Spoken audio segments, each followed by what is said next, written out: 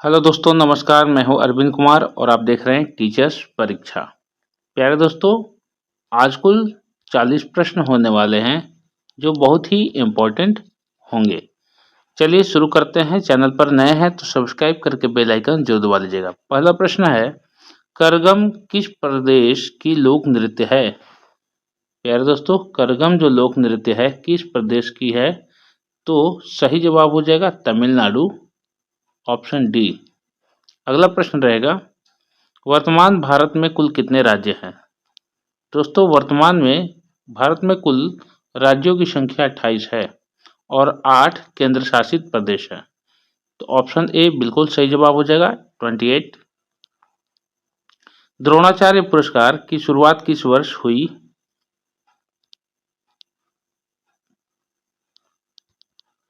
तो दोस्तों, द्रोणाचार्य पुरस्कार की शुरुआत हुई थी 1985 में, यानी 1985 में। ऑप्शन ए राइट आंसर हो जाएगा।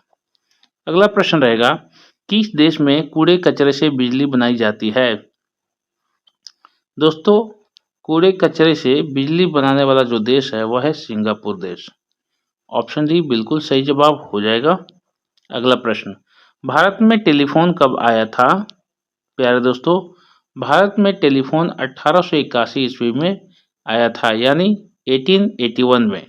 ऑप्शन बी बिल्कुल सही जवाब हो जाएगा आपका। अगला प्रश्न है, सबसे मजबूत मांसपेशी पाई जाती है, कहाँ पाई जाती है दोस्तों?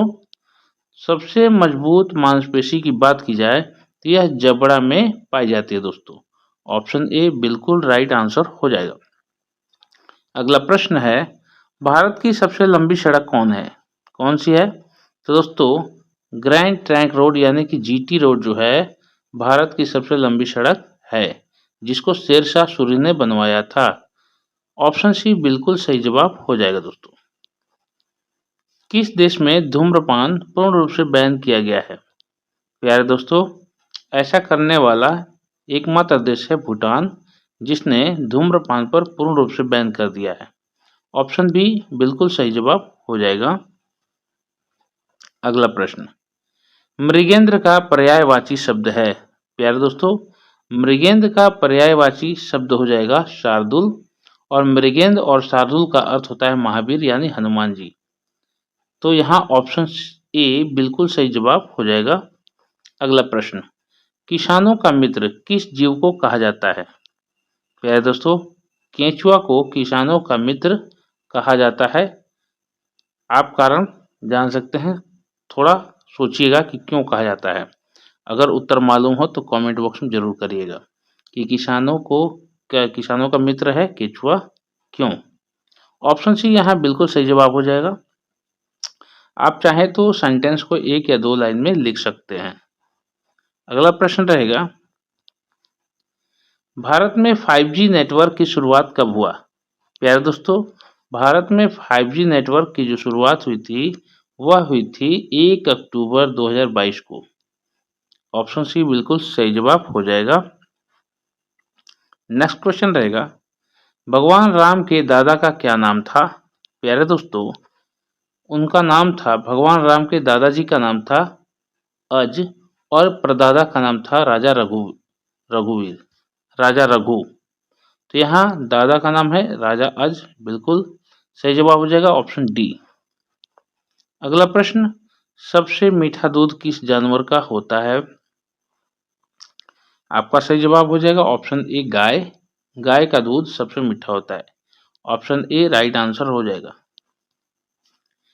लक्षद्वीप में कौन सी भाषा बोली जाती है? प्यारे दोस्तों, लक्षद्वीप में मलयालम भाषा बोली जाती है। ऑप्शन डी राइट आंसर होगा। अगला प्रश्न, भारत छोड़ो का नारा सबसे पहले कब लगाया गया था? प्यारे दोस्तों, 9 अगस्त 1942 को भारत छोड़ो का नारा लगाया गया था। ऑप्शन बी राइट आंसर हो जाएगा। अगला प्रश्न रहेगा, ताजमहल किस नदी के किनारे स्थित है? दोस्तों, ताजमहल यमुना नदी के किनारे स्थित है। बहुत सारे जिन लोगों को पता होगा दोस्तों आंसर, वो कमेंट बॉक्स में फटाफट लिखते जाएंगे और अंत में आप बताइएगा कि 40 में से स्कोर आपका कितना हुआ, कितना आपने सही किया। चलिए दोस्तों आगे बढ़ते हैं। यहाँ पर ऑप्शन बी यमुना बिल्कुल सही जवाब हो जाएगा। छत्रपति शिवाजी अंतर्राष्ट्रीय हवाई अड्डा कहाँ स्थित है? छत्रपति शिवाजी हवाई अड्डा जो है दोस्तों, यह स्थित है मुंबई में। ऑप्शन ए बिल्कुल सही जवाब होगा। अगला प्रश्न, लाल बहादुर शास्त्री अंतर्राष्ट्रीय हवाई अड्डा कहाँ स्थित है? प्यारे दोस्तों, यह लाल बहादुर शास्त्री के नाम पर पड़ा हुआ हवाई अड्डा वाराणसी शहर में स्थित है। ऑप्शन डी बिल्कुल सही जवाब होगा। अगला प्रश्न, अर्जुन पुरस्कार किस क्षेत्र के लिए दिए जाते हैं? दोस्तों, यह खेल कूद के क्षेत्र के लिए है अर्जुन पुरस्कार। ऑप्शन सी बिल्कुल सही जवाब हो जाएगा। नेक्स्ट क्वेश्चन, किस देश को उगते हुए सूरज की भूमि कहा जाता है? प्यारे दोस्तों, जापान देश को उगते हुए सूरज की भूमि कहा जाता है। आपका सही जवाब हो जाएगा ऑप्शन ए जापान। भारत में पिन कोड का आरंभ कब से हुआ? दोस्तों, 15 अगस्त 1972 को भारत में पिन कोड का आरंभ हो गया था। ऑप्शन बी राइट आंसर हो जाएगा।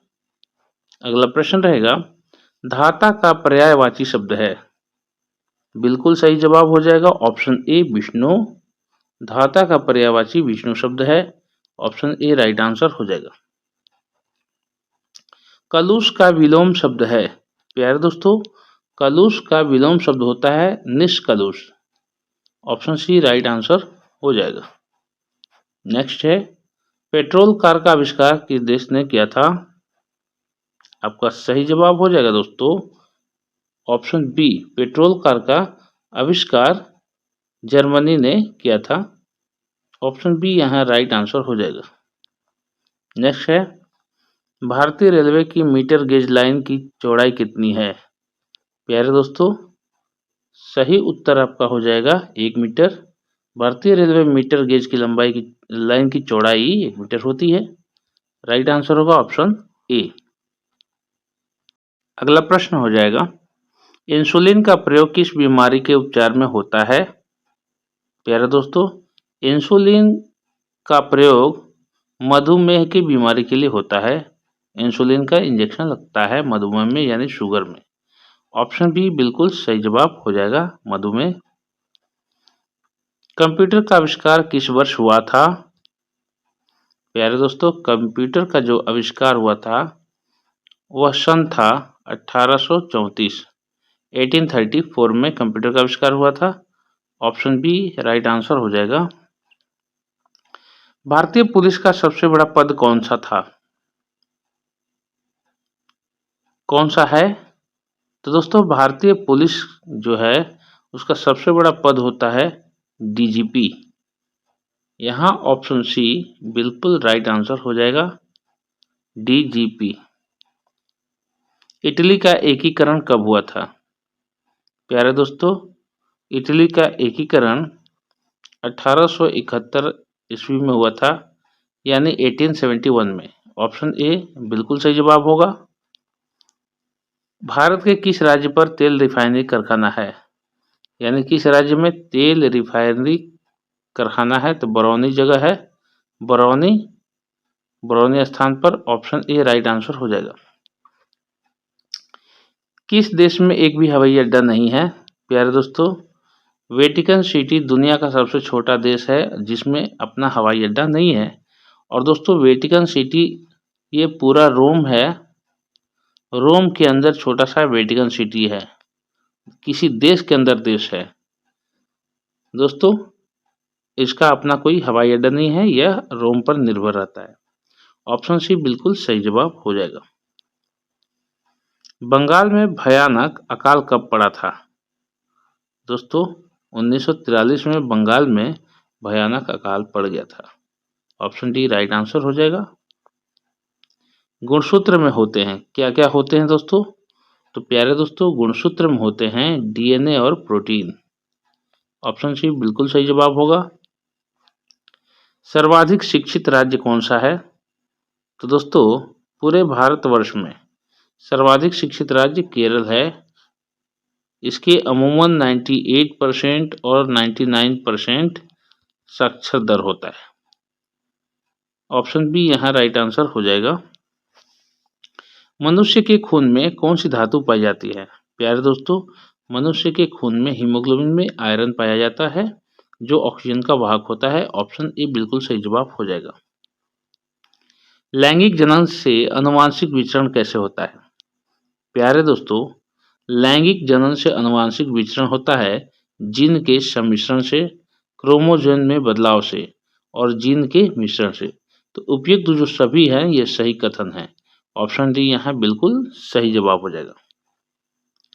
सर्वाधिक झीलों वाला देश कौन सा है? प्यारे दोस्तों, सर्वाधिक झीलों वाला जो देश है वह है कनाडा देश। ऑप्शन ए बिल्कुल सही जवाब हो जाएगा, कनाडा। अगला सवाल, किस फल को अमृत फल के नाम से भी जाना जाता है? प्यारे दोस्तों, आपका सही जवाब हो जाएगा अमरूद। अमरूद फल को अमृत फल के नाम से भी जाना जाता है। ऑप्शन डी करेक्ट आंसर हो जाएगा। अगला सवाल, आनुवंशिकता के जनक हैं कौन है दोस्तों? तो प्यारे दोस्तों, ग्रेगर जॉन मेंडल आनुवंशिकता के जनक कहे जाते हैं। इन्हीं ने आनुवंशिकता की खोज की थी। ऑप्शन सी बिल्कुल सही जवाब हो जाएगा। नेक्स्ट क्वेश्चन रहेगा, विश्व विकलांग दिवस कब मनाया जाता है? प्यारे दोस्तों, इसका उत्तर हो जाएगा 3 दिसंबर।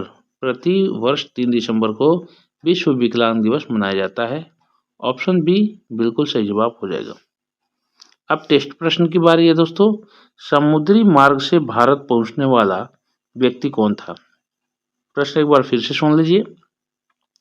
समुद्री मार्ग से भारत पहुंचने वाला व्यक्ति कौन था?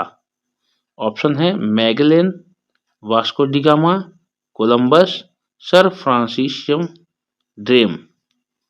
तो दोस्तों ये 4 ऑप्शन है। कमेंट बॉक्स में आप अपने उत्तर को जरूर रखिए, कमेंट करिए फटाफट।